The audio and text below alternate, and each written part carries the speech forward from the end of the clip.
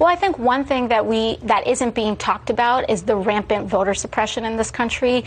Right there in Ann Arbor, where we had that rally, those kids were waiting 3 hours in line to vote in Michigan. And so when we talk about who's turning out and who's not turning out, we absolutely... So just to be clear, you're saying that you think voters didn't get to vote that wanted to vote in Michigan? Absolutely. You know, obviously there's also more that we need to do in terms of turning out youth voters. We need to make sure that we're inspiring young people to turn out. But when you do turn out, you should not be waiting 3, 4, 7 hours in order to vote. So what you just heard there was Alexandria Ocasio-Cortez last night on Fox News talking to Bret Baier.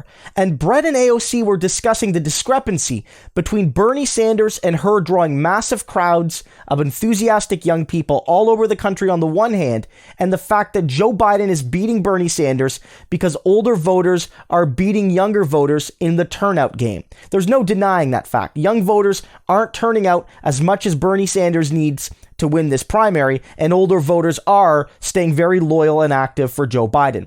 But AOC is 100% right in noting that this discrepancy is due at least in part to rampant voter suppression affecting young people most of all. In this particular primary process, we've seen multiple examples in states that Bernie Sanders has lost, and even in states that Bernie Sanders has won, where young people on college campuses and university campuses are being funneled into polling stations that are far too small to handle the number of students wanting to vote. In some cases, 20, 30, 40,000 students are expected to be served by only 1 or 2 polling stations, meaning that these primary processes for them can take hours and hours and hours of waiting, where they have to stand in a line, where they have to sit down, they'll have to go without food, they might have to skip class, they might have to miss their part-time jobs, they might have childcare issues, because, you know, young people often have children. All of these things make standing in line for anything, even something as important as voting for 3 or 4 hours, basically impossible. And AOC notes that at least some people, there's no denying this fact, wanted to vote but couldn't, and that was driven by the long lines. And those disproportionately affected young people in this particular primary process. Now, none of this is to say that if the lines were more reasonable, Bernie Sanders would be outright beating Joe Biden right now. The gap is not that big, but it's perhaps big enough that you could say that this alone isn't the full reason. But if it was the case that Bernie Sanders would get a few thousand more votes from every campus, and you add that all together, it could give Bernie Sanders a bunch of more delegates in some key states, and you never know how that changes the narrative. Maybe Biden's leading, but maybe his lead is 20 or 30 delegates smaller. Maybe Bernie Sanders, is still behind in the delegate math, but wins some states that were closer in the overall popular vote. We don't know. But the point is that as long as one person that wanted to vote couldn't vote because of these long lines, that is an injustice, and that is a warning signal to the Democratic Party that they are not practicing democratic accessibility and inclusivity in this primary process. And that matters no matter who is affected. But when you're talking about how it affects minority populations and young people who are generally more marginalized in relation to white and or older folks and or people who have short lines in suburbia, that is an increased problem, because you want your party to first and foremost represent the people who need the most help, the people who are underrepresented with society as it is right now. And the voting system for the Democrats seems to be doing just the opposite. And maybe the Democratic Party, and they'll never admit this, but maybe they're happy that because young people aren't voting as much, that means that Bernie Sanders won't win. And the Democratic Party establishment's goal this entire time has been to stop Bernie Sanders. And so while they might not be purposely driving voter suppression amongst young people, maybe they are, maybe they aren't. We don't have proof either way. The fact is it's benefiting them in their goal of stopping Bernie.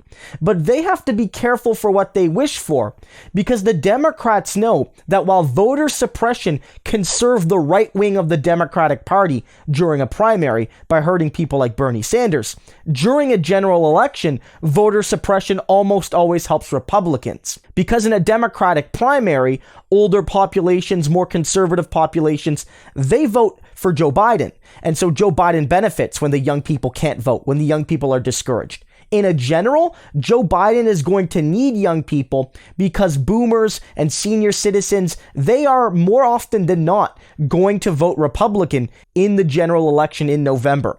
Older folks generally vote more conservatively. So Biden and the Democratic Party need to make it very clear that they are going to try to find some solution to ensure that young people are not just encouraged to vote in some sort of abstract way where, videos are aimed at them and messaging is aimed at them, telling them that, your vote matters and you're the next generation and we need you to express your voice, but that there's actually the mechanics, the material conditions in place to make them feel like they're actually desired as voters. Because you can tell an 18, 19-year-old, 20-year-old student that their vote matters and that you want them to vote and that society is worst off when young people don't participate. But when you give them a 4-hour, 3-hour, 5-hour line or whatever it is, you're basically telling them with your actions, if not your words, that their vote isn't desired, that their vote doesn't matter as much, that their time doesn't matter as much. And a lot of people have made a great point that whether it's affecting young people or racialized people,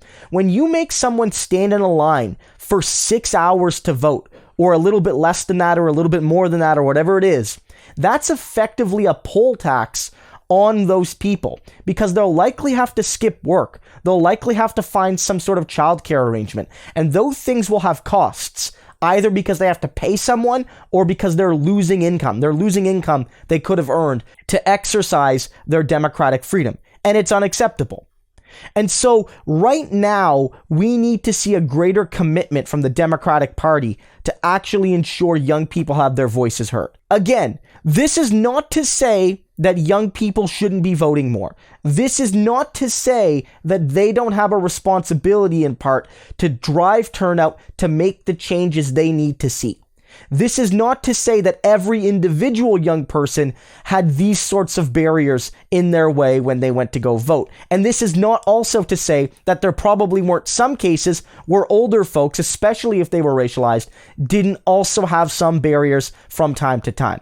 But on the whole, AOC and Bernie Sanders are right in noting that the process is tilted against those people who campaign with young people first and foremost in their hearts and minds and messaging, because those young people are having a harder time voting. And yes, it's not the only factor contributing to Joe Biden's win, but it is a factor nonetheless. It's great to see AOC hammer this out, because if the Democratic Party wants to win in November, again, they need young people. And even if it's not about winning this particular election, I have to say that it would not surprise me that some of those young people who waited in line for 2 or 3 hours and didn't get to vote because they had to go to work or class or something else, you better believe that there's a chance that person has been disengaged from the voting process, from being involved in the Democratic Party, from supporting issues that matter to them, and on and on and on. And if the party wants to have strength in the coming years, in the coming decades, in the coming generations, that you can't alienate young voters, sending them away from the polls without a vote, I can't think of something that would alienate someone more than that.